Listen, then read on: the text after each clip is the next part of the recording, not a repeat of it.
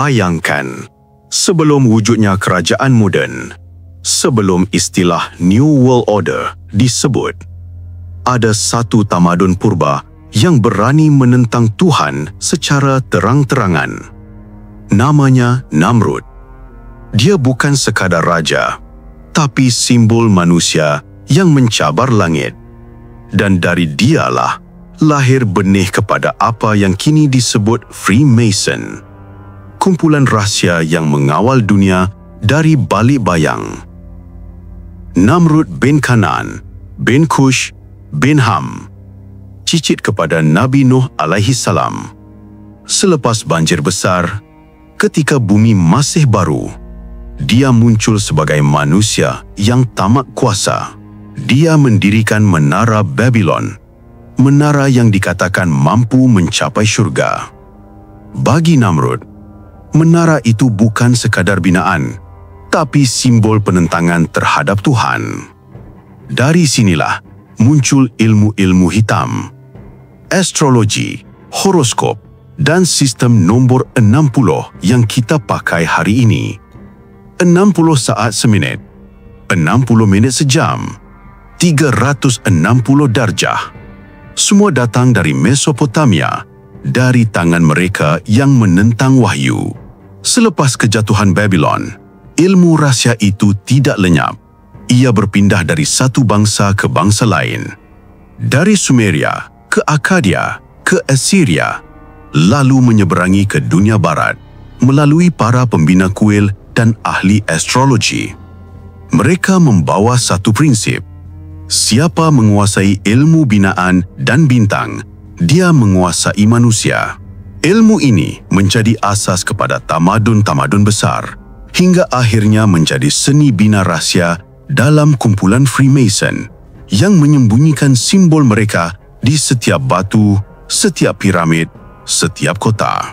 Ketika dunia berubah, rahsia itu berpindah ke Eropah Utara. Di sana muncul bangsa-bangsa Skandinavia, pembina batu dan kuil rahsia. Mereka menubuhkan Scottish Rite, cabang tertinggi dalam hierarki Freemason.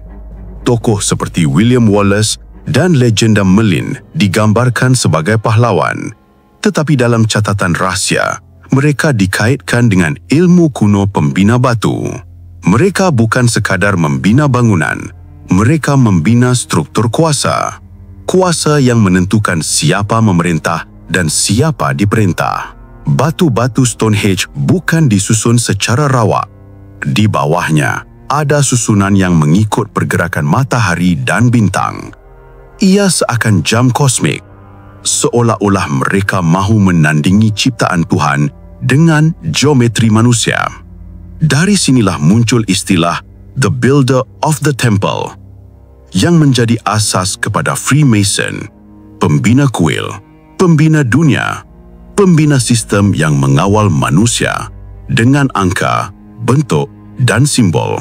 Hari ini, simbol mereka masih di mana-mana, di wang kertas, di bangunan kerajaan, di filem-filem yang kita tonton. Mereka menyebutnya Novus Ordo Seclorum, tatanan dunia baru. Namun di balik semua itu, ada satu perkara yang mereka tidak dapat kawal: takdir Allah. Kerana sehebat manapun manusia merancang, jika Allah tidak izinkan, ia hanya tinggal bayangan kosong. Mereka membina menara untuk mencabar Tuhan. Kita bina sujud untuk tunduk kepadanya. Mereka mencari kuasa dunia. Kita mencari reda Allah.